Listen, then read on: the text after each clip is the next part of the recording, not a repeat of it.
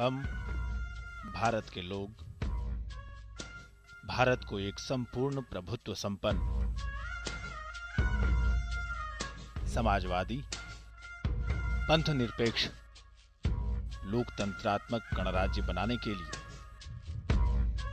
तथा उसके समस्त नागरिकों को सामाजिक, आर्थिक और राजनीतिक न्याय, विचार, अभिव्यक्ति, विश्वास, धर्म और उपासना की स्वतंत्रता, प्रतिष्ठा और अवसर की समता प्राप्त करने के लिए तथा उन सब में व्यक्ति की गरिमा और राष्ट्र की एकता और अखंडता सुनिश्चित करने वाली बंधुता बढ़ाने के लिए दृढ़ संकल्प होकर अपनी संविधान सभा में आज तारीख 26 नवंबर 1949 ईस्वी मिति माघ शीर्ष शुक्ल सप्तमी संवत 2006 विक्रमी को एतद् द्वारा इस संविधान को अंगीकृत, अधिनियमित और आत्मार्पित करते हैं।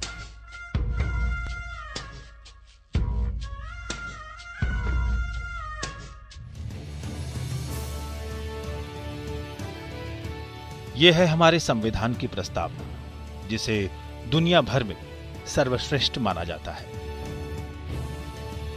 दरअसल संविधान जिन आदर्शों और आकांक्षाओं का प्रतीक है, इसका निर्धारण भी प्रस्तावना से हो जाता है और दुनिया का बेहतरीन संविधान तैयार करने के संविधान सभा के श्रेय का बड़ा हिस्सा जाता है एक मसीहा को, बाबा साहब भीमराव अंबेडकर।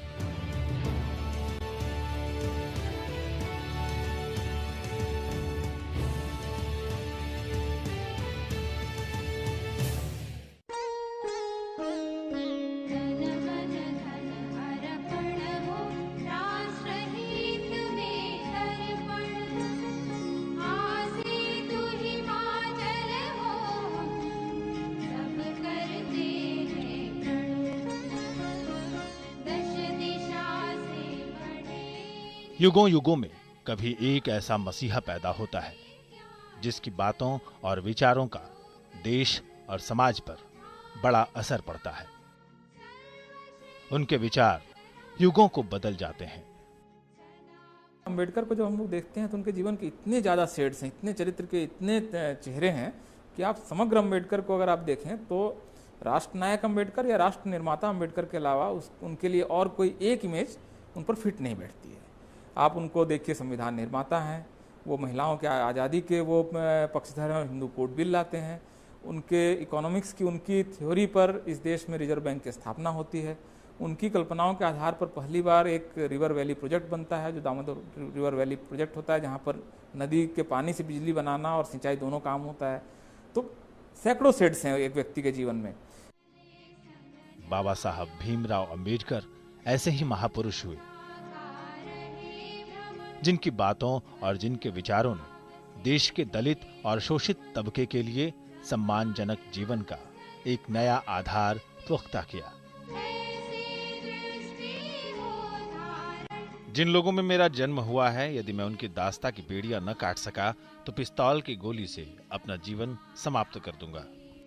हर विषय पर उनकी एक गहरी सोच थी, एक विजन था, एक नए भारत के निर्माण का विजन था और उसके मूल में वही था समता, स्वतंत्रता और बंधुता पर के मूल्यों पर आधारित भारतीय समाज का निर्माण कैसे हो। तो उस दृष्टि से देखें तो भारतीय समाज की जो मूल संरचना है उसमें बाबा साहब का योगदान है। वो केवल दलित समाज के बारे में नहीं सोचते थे, ये तो देश ने उनका एक ऐसा सोच डेवलप हो गई कि वो दलितों के बारे में ही सोचते थे। उन्होंने अपने देश के लिए बहुत सारी चीज़ें कंट्रीब्यूट की हैं। आप देखेंगे कि जो आज के टाइम पे इंटरलिंकिंग ऑफ रिवर, ये बाबा साहब ने 1950 में ही कहा था, इंटरलिंकिंग ऑफ रिवर्स एंड रिवराइन्स, नदी नालों को जोड़ने का प्रोग्राम चलाया जाए जिससे देश में कृषि का विकास होगा। बाबा साहब भीमराव अंबेडकर 14 अप्रैल 1891 को इंदौर के पास एक सैन्य छावनी महू में पैदा हुए थे। वे रामजी मालोजी सकपाल और भीमाबाई मुरबादकर की 14वीं संतान थे। बाबा साहब के पिताजी यहाँ पर ब्रिटिश आर्मी में सूबेदार हुआ करते थे और ब्रिटिश आर्मी के अंदर जो इंडियन फौज थी वो इंडियन फौज की एक पलटन थी जिसमें इंडियन लोग जो फौजी थे वो रहा करते थे। इस बैरक को काली पलटन कहा जाता था कि काले लोगों की पलटन। उनका परिवार मराठी था और मूल रूप से वो महाराष्ट्र के रत्नागिरी जिले के अंबाबाड़ी के थे। अंबेडकर के पुरखे लंबे समय से ईस्ट इंडिया कंपनी की सेना में थे। भीमराव के पिता रामजी ब्रिटिश फौज में सूबेदार थे। रामजी पढ़े लिखे थे और भीमराव की पढ़ाई लिखाई पर उन्होंने बहुत ध्यान दिया। बालक भीमराव 5-1 साल के रहे होंगे कि उनके पिता सतारा चले गए और 1896 में भीमराव का दाखिला वहां के स्कूल में करवा दिया गया। माना जाता है कि जाति की वजह से अपने स्कूली जीवन में उन्हें अनेक अपमानजनक स्थितियों का सामना करना पड़ा।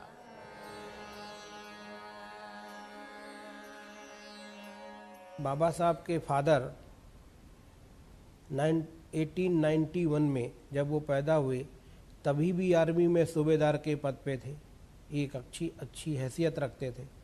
उनके वो बच्चे थे कि जहाँ आइडेंटिटी होती है वहाँ कास्ट अपना रोल प्ले करती है।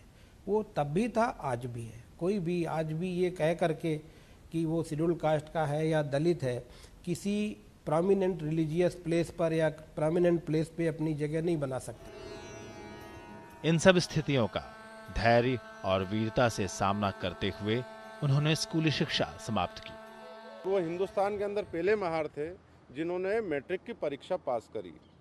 तो जब उन्होंने मैट्रिक की परीक्षा पास करी तो बाबा साहब के जो गुरु थे वो ब्राह्मण वर्ग के थे। कुलेस्कर गुरुजी उनका नाम था। वो बड़े अचंभित हुए। तो बाबा साहब का जो ओरिजिनल सरनेम था वो अंबेडकर नहीं था, बाबा साहब का सरनेम सकपाल था।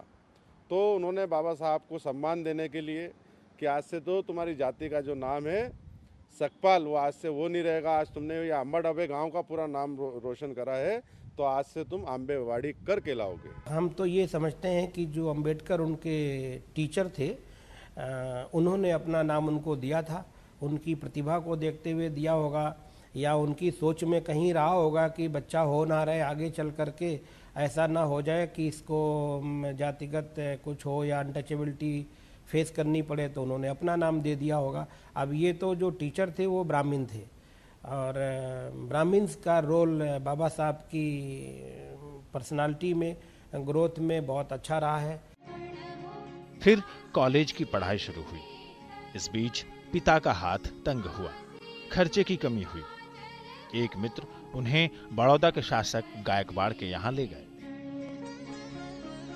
शायाजी गायकवाड़ ने उनके लिए स्कॉलरशिप की व्यवस्था कर दी और अंबेडकर ने अपनी कॉलेज की शिक्षा पूरी की। साल 1907 में मैट्रिकुलेशन पास करने के बाद वे एलिफिंस्टन कॉलेज से साल 1912 में ग्रेजुएट हुए।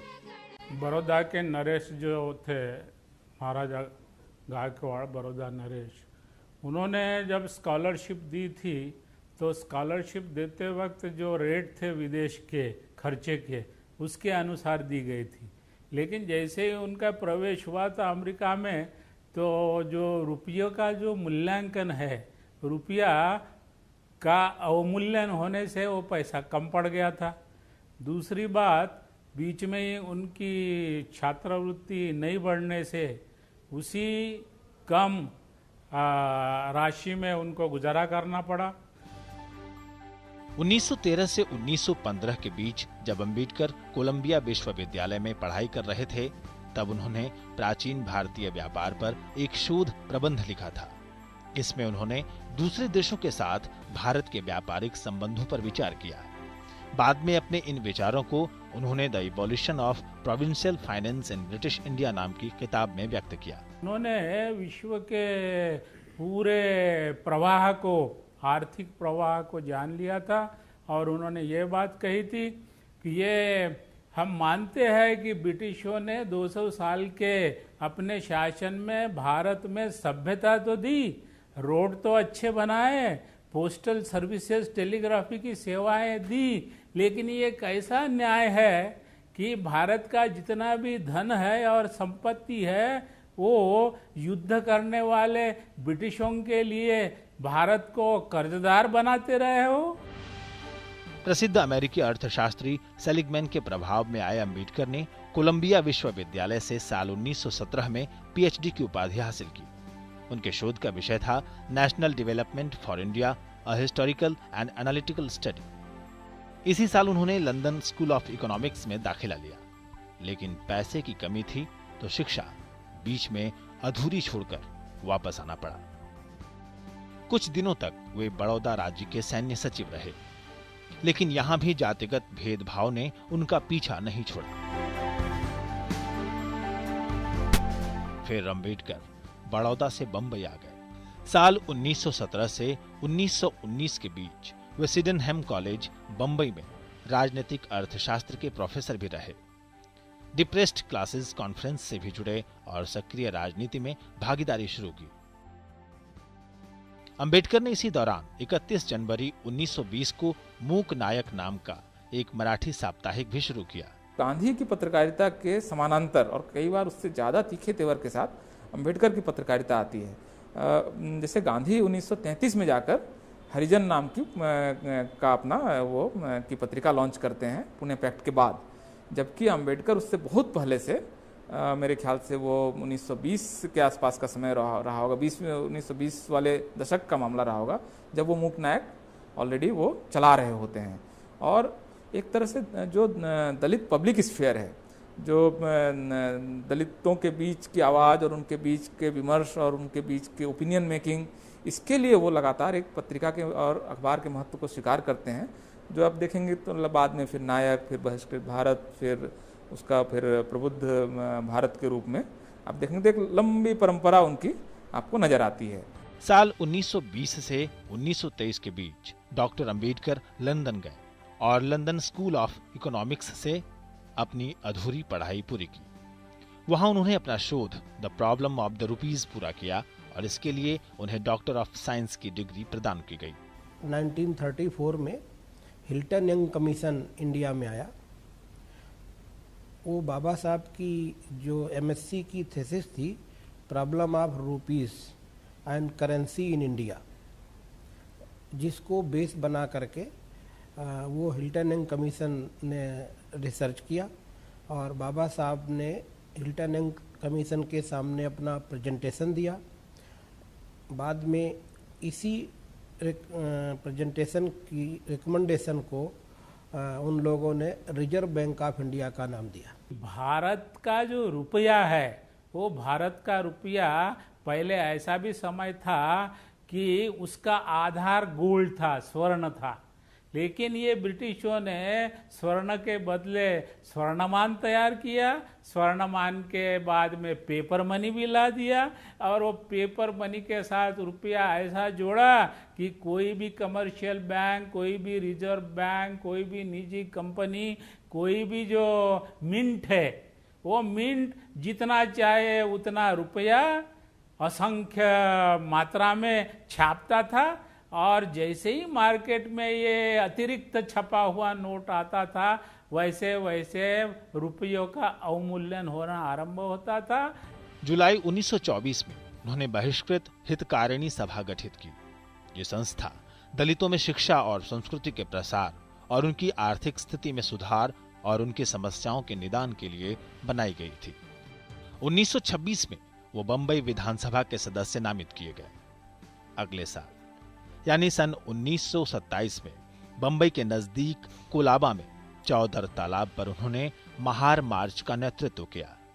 इस आंदोलन में अंबेडकर ने सार्वजनिक तालाब से सबके पानी लेने के हक की वकालत की।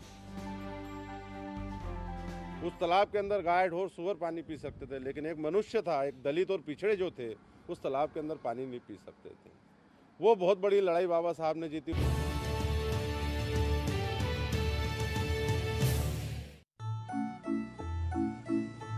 दुनिया जाए तेल लेने जाने भी दो ना इन कतारों से, हमको लेना ना देना, हट पगले जाने देना।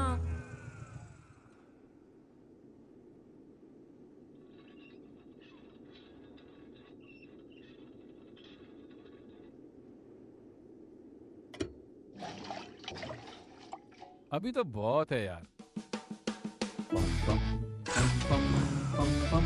पेश है दुनिया का माइलेज चैंपियन नई बजाज प्लैटिना। अरे सुन तो। मुझे क्या सुनाना चाहते हो? जो सुनाओ मेरी सौतन को। किसको? अरे वही तुम्हारा मोबाइल फोन जिससे सुबह शाम दिन रात चिपके रहते थे और कहते थे किसान कॉल सेंटर से बातें हो रही हैं। अच्छा ये बात है।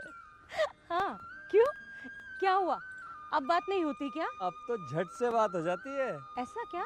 हाँ अब तो ज्यादा लाइनें और खास तकनीक के कारण खेती के माहिरों से तुरंत बात हो जाती है। और अगर कभी लाइन व्यस्त हो तो अपनी समस्या फोन पर रिकॉर्ड करा दो, वहाँ से फोन आ जाता है और समस्या की हल का मैसेज भी आ जाता है। ये देखो आ गया। अरे वाह, इसका मतलब इंतजार की घड़ी अब खत्म। हाँ तभी मैं सोचूं कि आजकल मुझ पर इतना प्यार क्यों आ रहा है। कृषि संबंधी समस्याओं का अपनी भाषा में तुरंत हल पाने के लिए पूरे भारत में किसी भी फोन से हेल्पलाइन नंबर पर संपर्क करें। किसानों का दोस्त किसान कॉल सेंटर। कहाँ से लेके आए हो नई मछलियाँ? राम राम भाई, राम राम भाई। सुना तेरी मछलियाँ मर गई सारी, लाखों की चपत लग गई। बीमा तो करा रखा था ना? बीमा वाले कहते हैं देवी विपत्ति है, क्लेम नहीं मिलेगा। मछली प्राकृतिक आपदा से नहीं तो क्या रेल से कट के मरेंगी। और तू नक्षत्र सिंह का केस भूल गया, कोर्ट ने पूरा क्लेम दिलवाया था। अपनी फसल या जानवरों का बीमा करवाते समय दस्तावेज की शर्तों को ध्यान से पढ़ें।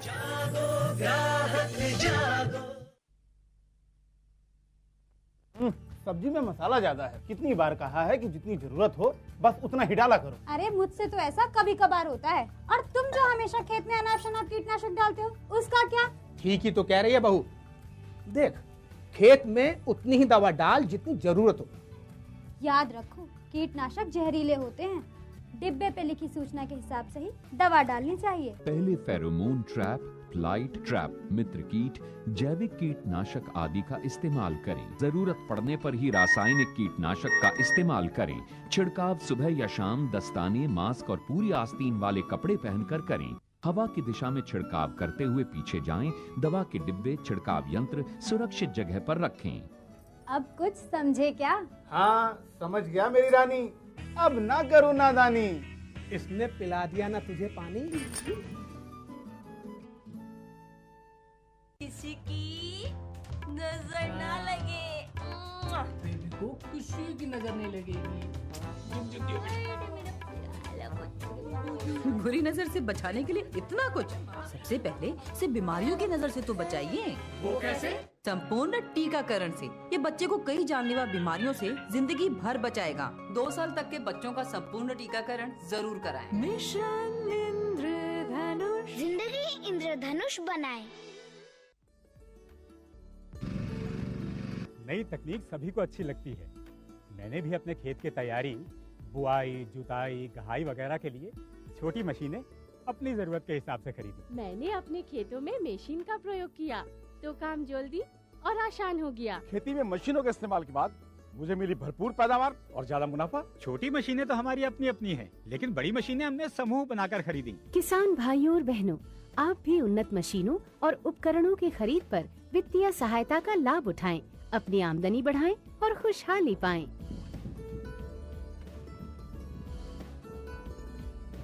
हो गया।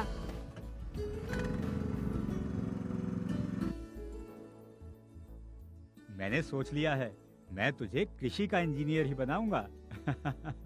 नई मशीनें, नए उपकरण आए आपके द्वार। ले लो इनसे अब खूब खुशी और पैदावार। कहाँ से लेके आए हो नई मछलियाँ? राम राम भाई, राम राम भाई। सुना तेरी मछलियाँ मर गई सारी, लाखों की चपत लग गई। बीमा तो करा रखा था ना? बीमा वाले कहते हैं देवी विपत्ति है, क्लेम नहीं मिलेगा। मछली प्राकृतिक आपदा से नहीं तो क्या रेल से कट के मरेंगी। और तू नक्षत्र सिंह का केस भूल गया, कोर्ट ने पूरा क्लेम दिलवाया था। अपनी फसल या जानवरों का बीमा करवाते समय दस्तावेज की शर्तों को ध्यान से पढ़ें।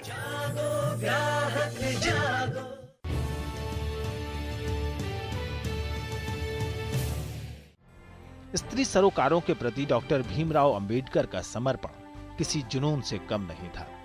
स्त्री मुक्ति को भारत में जाति मुक्ति के प्रश्न से जोड़ते हैं और व्यक्तियों की आज़ादी के प्रश्न से जोड़ते हैं।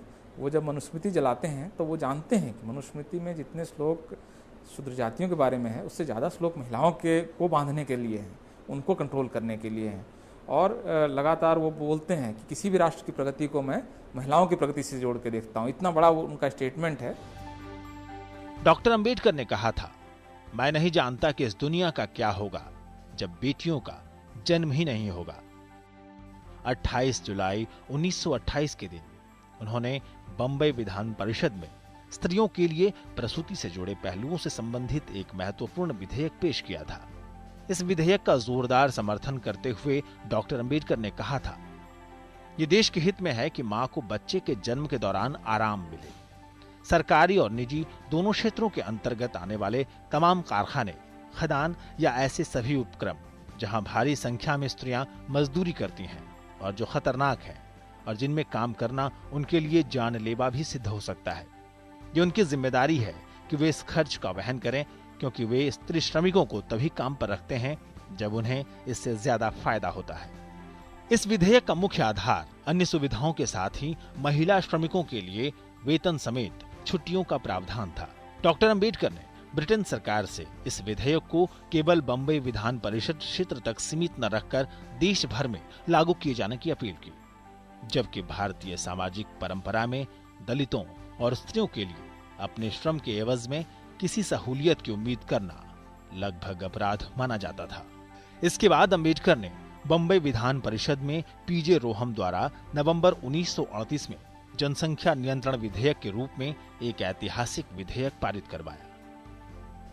भारत के इतिहास में पहली बार इस विधेयक ने स्त्रियों को अधिकार दिया कि अनचाहे गर्भ से मुक्ति उनका अपना फैसला होगा और अपनी देह और कोख पर उनका अधिकार। इधर कांग्रेस ने साइमन कमीशन का बहिष्कार कर संविधान का एक अलग ड्राफ्ट तैयार किया था, लेकिन इसमें शोषित वर्गों के लिए कोई प्रावधान नहीं था। इससे अंबेडकर को उनके प्रति संदेह पैदा हो गया। साल 1929 में अंबेडकर ने साइमन कमीशन का समर्थन करने जैसा विवादास्पद फैसला लिया। साल 1930 में उन्होंने दलितों के मंदिरों में प्रवेश को लेकर नासिक में आंदोलन शुरू किया।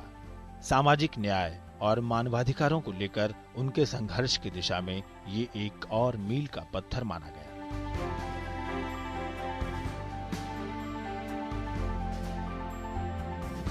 – 24 दिसंबर 1932 को अंबेडकर और महात्मा गांधी के बीच पूना पैक्ट हुआ। दरअसल डॉक्टर अंबेडकर ने दलितों के लिए एक अलग निर्वाचक मंडल की मांग की थी। तब के ब्रिटिश प्रधानमंत्री रैमसे मैकडॉनल्ड ने अलग धर्मों के साथ दलितों के लिए भी अलग निर्वाचक मंडल की मांग मंजूर कर ली थी। भारतीय नेताओं ने इसे अंग्रेजों की बांटो और राज करो की नीति का हिस्सा माना और गांधी जी ने इसकी पुरजोर मुखालफत की थी।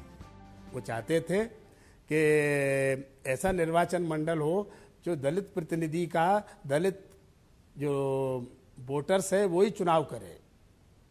उन्होंने कहा कलेक्टिव इलेक्टोरेट में जो लोग सही प्रतिनिधित्व नहीं करते वो लोग चुन के आएंगे और वो फिर समाज की जो दूसरे लोगों का जो प्रभाव में रहकर काम करेंगे और ये इनके कल्याण का काम नहीं करेंगे। तो एक्चुअली सेपरेट इलेक्टोरेट की बात बाबा साहब करते थे। एक्चुअली इस पर गांधी जी इससे सहमत नहीं थे। उन्होंने कहा कि इससे विकृति आएगी और एक विभाजन, समाज में एकीकरण की प्रक्रिया में बाधा होगी। गांधी जी इस प्रस्ताव के खिलाफ आमरण अनशन पर बैठ गए, लेकिन बातचीत के बाद डॉक्टर अंबेडकर और गांधी जी एक सहमति पर पहुंचे और आखिरकार पूना पैक्ट पर दस्तखत हुए। इस पैक्ट के मुताबिक चुनाव क्षेत्रों के साथ ही सरकारी नौकरियों और विधान मंडलों में दलितों के लिए आरक्षण की बात मान ली गई, लेकिन पृथक निर्वाचक मंडलों की बात खारिज कर दी गई। इस पैक्ट ने देश के वंचितों और कमजोर तबकों को राजनीतिक क्षितिज पर एक पुख्ता जमीन मुहैया कराई। इस पैक्ट की वजह से शिक्षा और सरकारी सेवाओं में दलितों के लिए अवसरों के द्वार खुले और वोट देने का अधिकार भी मिला। महात्मा गांधी के विपरीत डॉक्टर अंबेडकर गांवों की अपेक्षा शहरों में और ग्रामीण शिल्पों या कृषि की व्यवस्था की तुलना में पश्चिमी समाज की औद्योगिक विकास में भारत और दलितों का भविष्य देखते थे। उनका ऐसा मानना था कि जो भारत की व्यवस्था में कॉलोनियल जो डिस्क्रिमिनेशन था, कॉलोनियल नीतियों का संचालन रहा, जिसमें अर्बन बाइसेस हो गई, अर्बन बेस्ड विकास का अधोसंरचना का निर्माण हुआ, वो उस व्यवस्था के विपरीत थे कि ग्रामीण क्षेत्रों को भी वही महत्व दिया जाए जो शहरी क्षेत्रों को दिया जाता है। वहाँ विकास की अधोसंरचना ऐसा निर्माण किया जाए जिसमें भेदभाव न हो, और इसीलिए लोगों की स्वतंत्रता होगी। जहाँ जाएँ, वो गांव में रहना चाहते तो गांव में रहें, शहर में रहना चाहते हैं, विकास के अवसर भी उनको वहाँ उपलब्ध हों, कृषि में क्रांति हो, सिंचाई की सुविधा राज्य मुहैया करवाए, खाद बीज टेक्नोलॉजी दे, और इसीलिए गांव में खुशहाली हो, और उसके बाद उनका विकास हो, उनके जीवन में भी जैसे शहरी लोगों के जीवन में परिवर्तन आ रहे हैं वैसे उनको भी लाभ मिले। डॉक्टर अंबेडकर मार्क्सवादी समाजवाद की तुलना में बौद्ध मानववाद के समर्थक थे, जिसके केंद्र में व्यक्तिगत स्वतंत्रता, समानता और भ्रातृत्व की भावना है। गांधी का दर्शन भारत के पारंपरिक ग्रामीण जीवन के प्रति अधिक सकारात्मक लेकिन रूमानी था, और उनका दृष्टिकोण दलितों के प्रति भावनात्मक था। उन्होंने दलितों को हरिजन कहकर पुकारा था।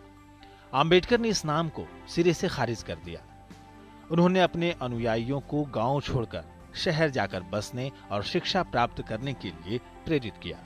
वो कहते थे कि जो शिक्षा का अधिकार है उसको मौलिक अधिकार होना चाहिए, कंपलसरी एजुकेशन। बाबा साहब उस समय कहते थे ये राज्य का दायित्व है कि अपने सभी नागरिकों को गुणवत्तापूर्ण समान शिक्षा के अवसर उपलब्ध कराए, परंतु हम ये चीज बाबा साहब जो कह रहे थे उस समय वो हम नहीं माने।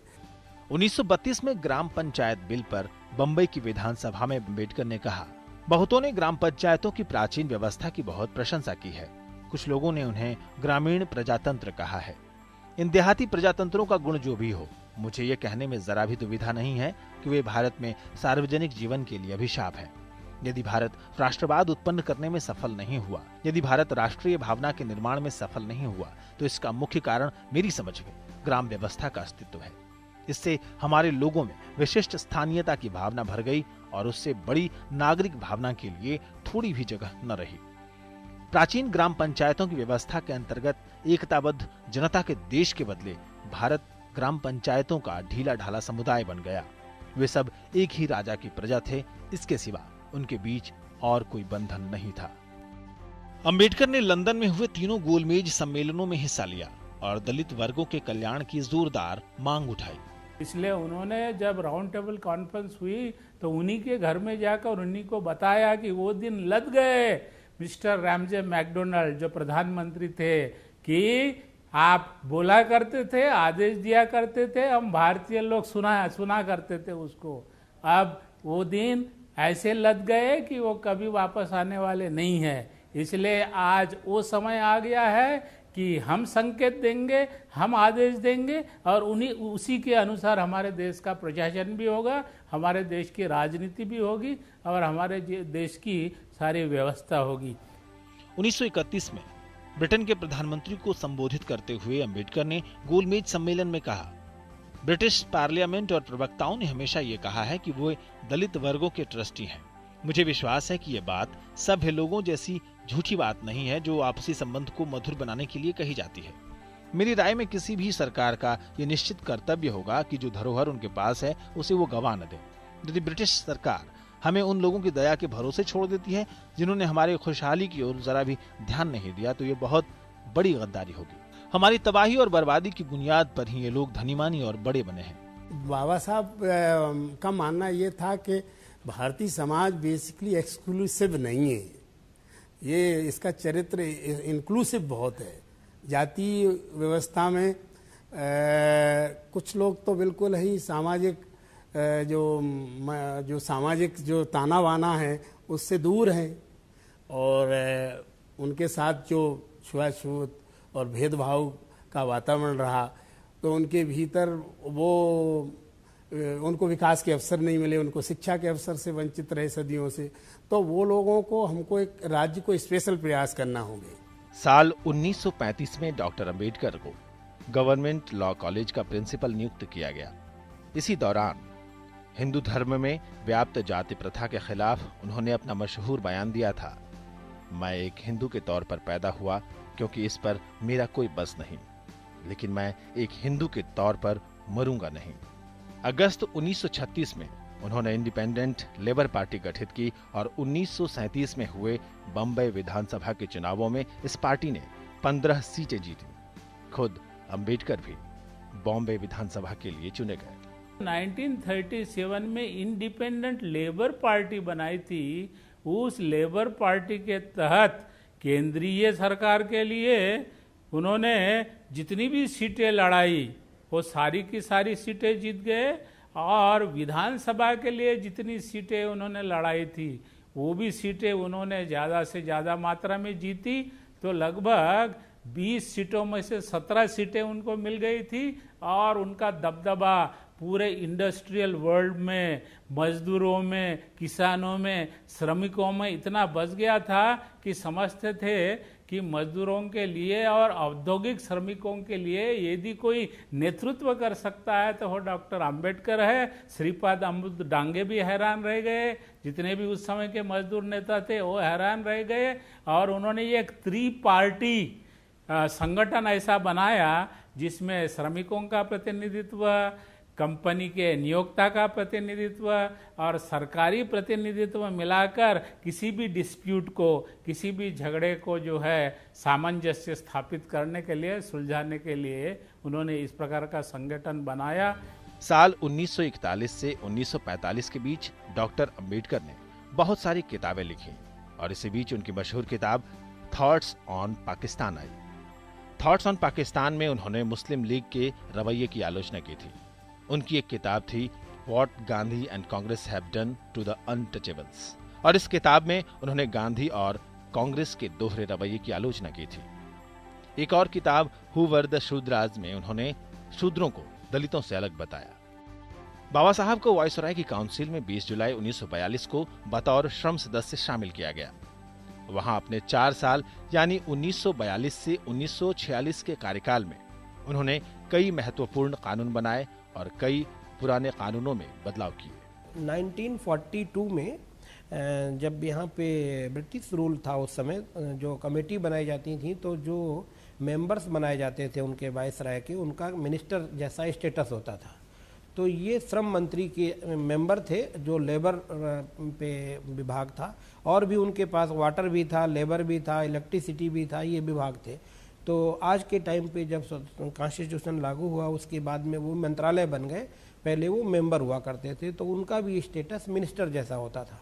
तो उस समय उन्होंने जो लेबर्स के लिए जो एक्ट की ड्राफ्टिंग किया, वो तो बाद में 1948 में जब बाबू जगजीवन राम लेबर मिनिस्टर बने पहली बार, तो वो एक्ट आया है। उसके पहले 1942 में जो लेबर पे जो सुधार आया, उस समय एक्ट नहीं था, लेकिन लेबर रिफॉर्म्स बनाए गए, उसी को बाद में लेबर एक्ट में कन्वर्ट किया गया 1948 में।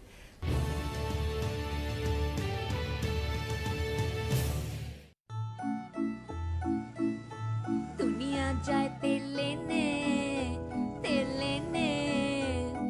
जाने भी दो ना, इन कतारों से हमको लेना ना देना, हट पगले जाने देना।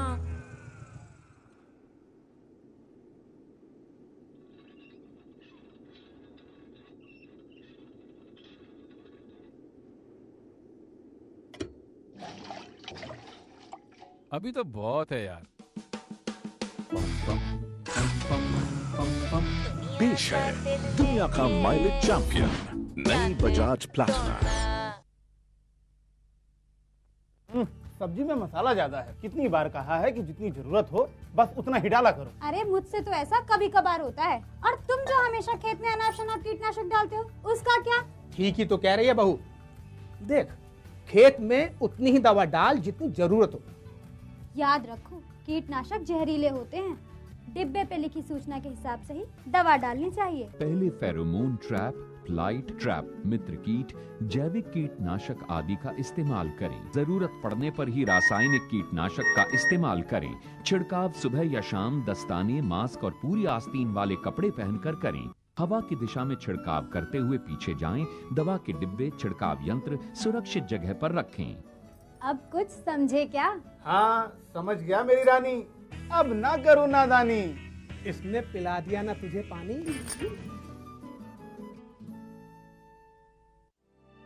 ये देखिए मैडम, ये हार कितना सुंदर दिखेगा आप पर। कितने कैरेट का है? 22 कैरेट, एकदम शुद्ध। इसकी गारंटी हमारी।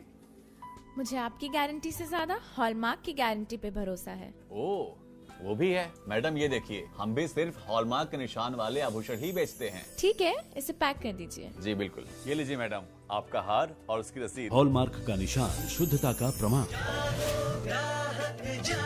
किसी की नजर ना लगे। बेबी को किसी की नजर नहीं लगेगी। बुरी नजर से बचाने के लिए इतना कुछ। सबसे पहले से बीमारियों की नजर से तो बचाइए। वो कैसे? संपूर्ण टीकाकरण से। ये बच्चे को कई जानलेवा बीमारियों से जिंदगी भर बचाएगा। 2 साल तक के बच्चों का संपूर्ण टीकाकरण जरूर कराएं। मिशन इंद्रधनुष, जिंदगी इंद्रधनुष बनाए। नई तकनीक सभी को अच्छी लगती है। मैंने भी अपने खेत की तैयारी, बुआई, जुताई, गहाई वगैरह के लिए छोटी मशीनें अपनी जरूरत के हिसाब से खरीदी। मैंने अपने खेतों में मशीन का प्रयोग किया तो काम जल्दी और आसान हो गया। खेती में मशीनों के इस्तेमाल के बाद मुझे मिली भरपूर पैदावार और ज्यादा मुनाफा। छोटी मशीनें तो हमारी अपनी अपनी हैं, लेकिन बड़ी मशीनें हमने समूह बनाकर खरीदी। किसान भाइयों और बहनों, आप भी उन्नत मशीनों और उपकरणों की खरीद पर वित्तीय सहायता का लाभ उठाएं, अपनी आमदनी बढ़ाएं और खुशहाली पाएं।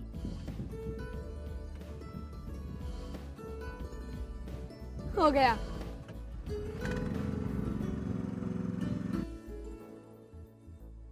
मैंने सोच लिया है, मैं तुझे कृषि का इंजीनियर ही बनाऊंगा।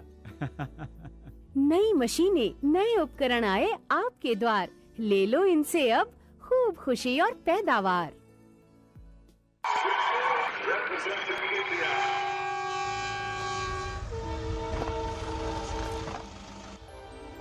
ओए, ओलंपिक हीरो डर गया? यार तू भी, अब तक तो निकल जाते, ट्रेन तो दूर थी। रेलवे ने मुझे असली हीरो बनाया है दोस्त। मुझे तुम्हारी भी चिंता है और रेल में बैठे हुए यात्रियों की भी।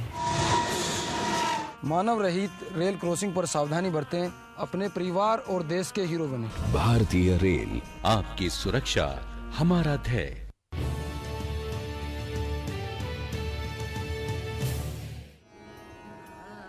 आज देश भर में जो कर्मचारी राज्य बीमा निगम के अस्पताल चलाए जा रहे हैं, इस नीति को डॉक्टर अंबेडकर ने ही मूर्त रूप दिया था। निश्चित तौर पर उनका योगदान श्रम कानून के क्षेत्र में बहुत व्यापक और सराहनीय था। अंदाजा इससे लगाया जा सकता है कि उस समय पूंजीपतियों द्वारा चलाए जा रहे कारखानों में पीने के पानी तक की व्यवस्था नहीं थी और वो अंबेडकर की कोशिशों से ही मुमकिन हो सका।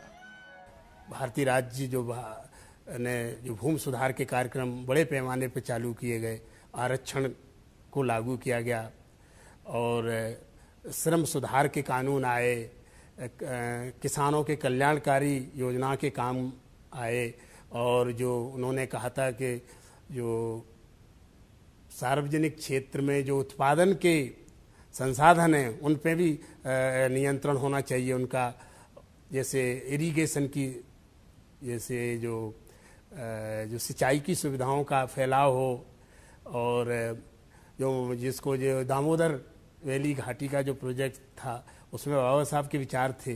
उन्होंने कहा कि ऐसा एक विकास का ढांचा तैयार किया जाए जो गांव का किसान है, गांव का मजदूर है, गांव का आम जनमानस है, उसको भी विकास का लाभ मिल सके। ऐसे भी पानी का अधिकार दलितों के लिए हमेशा संघर्ष का कारण रहा है।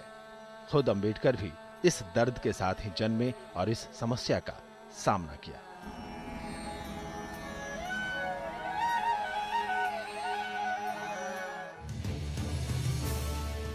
सन 47 में भारत आजाद हुआ।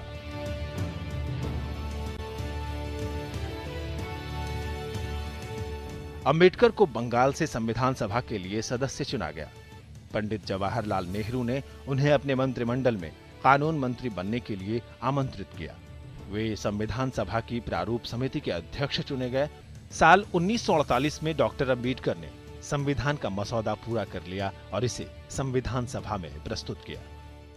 So far as the ultimate goal is concerned, I think none of us need have any apprehension. None of us need have any doubt. But my fear, which I must express clearly, is this. Our difficulty, as I said, is not about the ultimate future.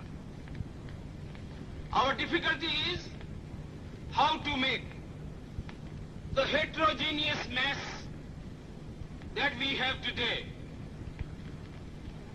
take a decision in common and march in a cooperative way on that road which is bound to lead us to unity. Our difficulty is not with regard to the ultimate. Our difficulty is with regard to the beginning. Mr. Chairman, therefore, I should have thought that in order to make a start, in order to induce every party, every section in this country, it would be the act of greatest statesmanship for the majority party even to make a concession to the prejudices of people who are not prepared to march together. And it is for that I propose to make this appeal. Let us leave aside slogans. Let us leave aside words which frighten people. Let us even make concession to the prejudices of our opponents. Bring them in so that they may willingly join with us on marching upon that road, which, as I said, if we walk long enough, must necessarily lead us to unity. And if I, therefore, from this place, support Dr. Jaikar's amendment, it is because I want all of us to realize that whether we are right or wrong, whether the position that we take is consonance with our legal rights, whether that accords with the statement of May 16th or December 16th, leave all that aside. This is too big a question to be reduced to the position of mere legality. It is not a legal question. I say leave aside all these considerations and make some attempt whereby those who are not prepared to come will come. Let us make it possible for them to come. That is my opinion. Hindu कानूनों को संहिताबद्ध करने के लिए अक्टूबर 1948 में उन्होंने संविधान सभा में हिंदू कोड बिल पेश किया। नेहरू जी के कहने पर कि नहीं अंबेडकर जी, मैं आपका हिंदू कोड बिल जो है पारित करने की कोशिश करूंगा, ये अभिवचन देने के बाद ही बाबा साहब ने प्रयास करके उसको मुकम्मल किया। लेकिन जब पारित होने की बारी आई और विरोध देखा ऑर्थोडॉक्स हिंदुओं का, तो उन्होंने कहा कि नहीं, ये जो महिला विधेयक बिल है खास करके विवाह को लेकर, इसको टुकड़े में बांटो, क्योंकि एक साथ बांटेंगे तो ऑर्थोडॉक्सी वाले लोग नाराज हो जाएंगे। टुकड़ों में बांट दिया उन्होंने। उत्तराधिकार का टुकड़ा बाद में पारित करेंगे, विवाह परित्याग का टुकड़ा बाद में पारित करेंगे, गोद लेने का टुकड़ा बाद में पारित करेंगे, और महिलाओं को जो है दत्तक लेने का जो अधिकार है और पैतृक संपत्ति में जो उत्तराधिकार का टुकड़ा है बाद में पारित करेंगे। अंबेडकर मान गए, तब भी इनकी हिम्मत नहीं हुई है नेहरू जी की प्रधानमंत्री होने के बावजूद। डॉक्टर अंबेडकर ने कहा कि लोगों के मन में समता का विचार जाना चाहिए। अप्रैल 1947 में डॉक्टर अंबेडकर ने हिंदू कोड बिल का मसौदा तैयार कर संविधान सभा में रखा, जिस पर बहस होनी थी। ये बिल मुख्य रूप से संयुक्त या अविभाजित हिंदू परिवार में संपत्ति के अधिकार से संबंधित था। ये अगर उस वक्त पारित हो गया होता तो स्त्रियों को स्वतंत्र और आत्मनिर्भर बनाने की दिशा में मील का पत्थर साबित हो सकता था। ये सिर्फ स्त्री अधिकारों पर आधारित था और यही इस बिल की खासियत थी। हिंदू कोड बिल में स्त्रियों को अपनी मर्जी से विवाह और तलाक, पति से अलग रहने पर गुजारा भत्ता, गोद लेने, खासकर बच्ची को भी गोद लिए जाने और बच्चों के संरक्षण का भी अधिकार दिया गया था। संपत्ति का विभाजन होने पर उसमें घर की स्त्रियों के रूप में माँ, पत्नी और बेटी सभी का हिस्सा निर्धारित किया गया। स्त्रियों को पैतृक संपत्ति में बराबर के अधिकार की बात करते हैं। ये उसमें बहुत बड़ी बात थी, क्योंकि उस समय तक पुत्र का ही अधिकार ज़्यादातर पैतृक संपत्ति में होता था, तो पहली बार वो इसकी बात करते हैं। पति और पत्नी विच्छेद की स्थिति में वो गुजारा भत्ता की बात करते हैं। बहुत मॉडर्न थॉट्स हैं। तो आप देखेंगे तो लगातार वो जो इसमें 6-7 महत्वपूर्ण बातें हैं, उसमें से ये सारी चीज़ें जो हैं ये अपने समय के हिसाब से बहुत क्रांतिकारी थी। इस क्रांतिकारी बिल से इस वक्त तूफान आ गया था। जिस देश में स्त्री को इंसान होने के बुनियादी अधिकारों से भी वंचित किया गया था, उसे एक साथ इतने सारे हक दिए जाने वाले थे। लेकिन आखिरकार फिजूल की प्रक्रिया से जूझते रहने के बाद इस बिल को ठंडे बस्ते में डाल दिया गया। हालांकि इसमें सुझाए गए 4 प्रावधानों को तब किसी तरह पारित किया गया। 4 साल बाद कानून मंत्री के रूप में अंबेडकर ने एक बार फिर हिंदू कोड बिल को संसद में रखा, लेकिन उनकी तमाम कोशिशें बेकार हो गईं जब यह बिल भारी मतों से पराजित हो गया। बाबा साहब ने अपना पुरजोर कोशिश किया कि महिलाओं को उनका अधिकार मिले, और जब वो उसमें सक्सेस नहीं हुए तो उन्होंने पार्लियामेंट से रिजाइन भी किया था। तो ये काफ़ी पार्लियामेंट्री डिबेट का विषय है और अल्टीमेटली वो बात सही निकली। तो वो ये दर्शाता है कि बाबा साहब का जो विजन था और महिलाओं के प्रति जो उनका एक उत्तरदायित्व था, जो जिम्मेदारी थी, उसको निभाने के लिए उन्होंने इतना बड़ा कदम उठाया कि उन्होंने पार्लियामेंट से रिजाइन तक किया था। हिंदू कोड बिल का पराजित होना अंबेडकर की निगाह में उनकी निजी हार थी। इस विधेयक पर कांग्रेस के भीतर भारी मतभेद पैदा हो गया और इस वजह से इसे सितंबर 1951 तक टाल दिया गया। स्त्री अधिकारों के प्रति डॉक्टर अंबेडकर कितने संवेदनशील थे, इसका अंदाजा इसी से लगाया जा सकता है कि इस हार के बाद उन्होंने 27 नवंबर 1951 को कानून मंत्री के पद से इस्तीफा दे दिया। कि अंबेडकर साहब के कैबिनेट से हटने के बाद भी एक भारत का जनमानस कुल मिलाकर अंबेडकर के पक्ष में आता है, और ये सारे कानून, ये सारी जो अलग अलग चीज़ें हैं, ये सब एक एक करके अलग अलग कानून की शक्ल में धीरे धीरे उसी संसद में पारित होती हैं। मतलब कि भारत का जो जनमानस है, भारत का संसद है, भारत की जो उस समय की सरकार बाद में जो भी रही, वो लगातार अंबेडकर की चीज़ों को स्वीकार करती चली गई। अंबेडकर कहीं ना कहीं एक विजनरी थे जो इसको जल्दी उसको चाहते थे कि वो मुक्ति का प्रश्न जल्दी हल हो, इसको बहुत प्राथमिक प्रश्न मानते थे। इस वजह से इस पर उन्होंने जोर दिया, और क्योंकि आधी आबादी की मुक्ति के बगैर इस देश की कोई मुक्ति होगी ऐसी वो कल्पना भी नहीं कर सकते थे। उनका मानना था कि अगर आधी आबादी पीछे रह जाएगी तो देश मुक्त नहीं होगा। नेशन की उनकी परिभाषा ही ये नहीं है कि एक झंडा हो और एक नक्शा हो या एक कोई सरकार हो, इतने भर से वो नेशन नहीं मानते थे। 1949 में डॉक्टर अंबेडकर द्वारा पेश किए गए मसौदे को मामूली संशोधन के बाद मंजूर कर लिया गया।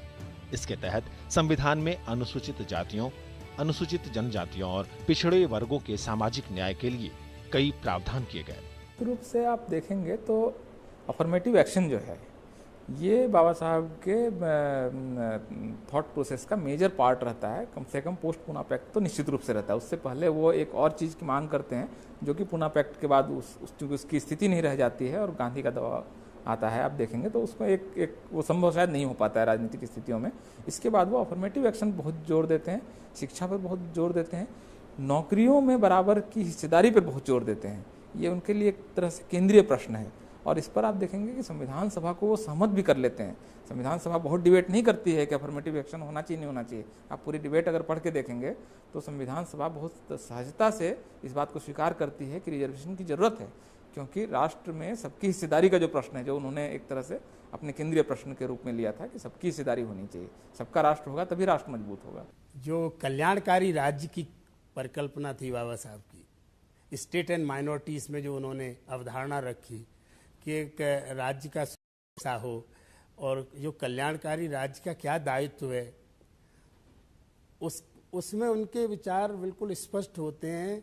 वो समता मूलक समाज के निर्माण में सामाजिक, आर्थिक, सांस्कृतिक जो भारत की संरचना है उसको ऐसा रूप प्रदान करना चाहते थे कि जिसमें समता स्थापित हो सके। इसीलिए जो आर्थिक राज्य समाजवाद के जो विचार बाबा साहब को हम देखें तो उसमें जैसे जो बैंक का राष्ट्रीयकरण हो, इंश्योरेंस का राष्ट्रीयकरण हो, हैवी इंडस्ट्री है उसका राष्ट्रीयकरण हो, और जो भूमि सुधार ऐसे हों जिसमें सबके अधिकार स्थापित हों, समानता हो, और इसीलिए उन्होंने कहा कि nationalisation and collectivisation of land की बात की। तो ये ऐसे कुछ मुद्दे थे जो केवल अनुसूचित जाति, जनजाति, पिछड़े वर्ग को ही नहीं, भारत के जनमानस जो आर्थिक रूप से विकास में पीछे हैं उन सब के लिए थे। साल 1952 में डॉक्टर अंबेडकर ने बंबई सीट से निर्दलीय लोकसभा का चुनाव लड़ा, लेकिन उन्हें चुनाव में हार का सामना करना पड़ा। बाबा साहब ने schedule caste federation of India के बैनर तले चुनाव लड़ा था। देखिए, बाबा साहब की एक विचारधारा है। ऐसे तो बहुत सारे दलित लोगों ने या दलित नेताओं ने इस समाज को ऊपर उठाने का प्रयास किया, लेकिन बाबा साहब का जो प्रयास था वो थोड़ा अलग हटके था। बाबा साहब ने कभी कंप्रोमाइज नहीं किया ऐसी किसी शख्सियत के साथ में या ऐसी किसी पार्टी के साथ में जहां उनकी अपनी विचारधारा की अहमियत ना हो, उस पार्टी में जा कर के वहाँ पे नहीं है। वो उन्होंने अपनी खुद की schedule caste federation of India के बैनर तले चुनाव लड़ा, चुनाव हार गए, बट उसका एक मैसेज गया पूरे देश में। मार्च 1952 में डॉक्टर अंबेडकर को राज्यसभा का सदस्य मनोनीत किया गया। 14 अक्टूबर 1956 को डॉक्टर अंबेडकर ने नागपुर की दीक्षा भूमि में अपने 10 लाख अनुयायियों के साथ बौद्ध धर्म की दीक्षा ली।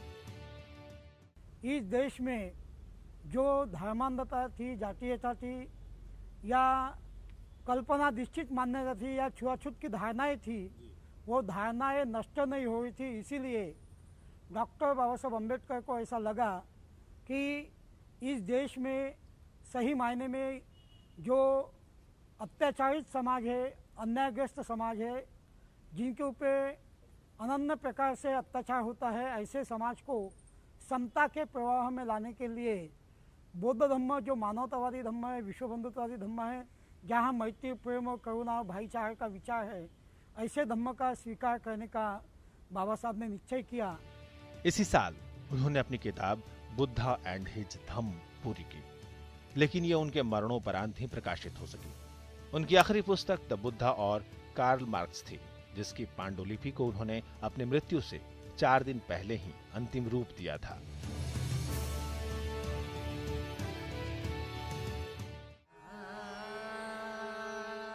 छह दिसंबर 1956 को बाबा साहब पंच तत्व में विलीन हो गए।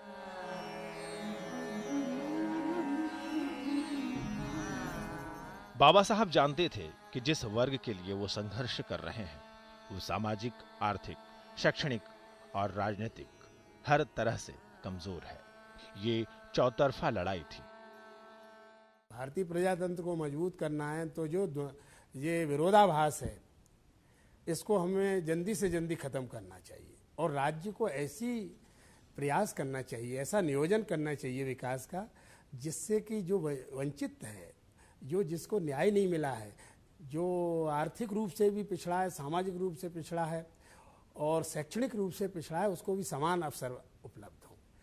और जो समाज, भारतीय समाज की जो विषमता है, सामाजिक विषमता है और आर्थिक विषमता है, वो खत्म हो। ऐसी राज्य की कल्पना बाबा साहब की थी। आज कई लोग बाबा साहब को सिर्फ दलित नेता के रूप में पेश करते हैं, जबकि हकीकत इसके उलट है। बाबा साहब ने अर्थनीति से लेकर सामाजिक नीतियों तक और देश को कल्याणकारी राज्य के रूप में पेश करने से लेकर तमाम मुद्दों पर अपने गहन विचार दिए हैं, जिसका फायदा समाज के हर तबके को हो रहा है। आज भी बाबा साहब के विचार प्रासंगिक हैं, जिन पर चलकर देश तरक्की की नई ऊंचाइयों को छू रहा है। इसीलिए तो बाबा साहब कहे जाते हैं युग प्रवर्तक।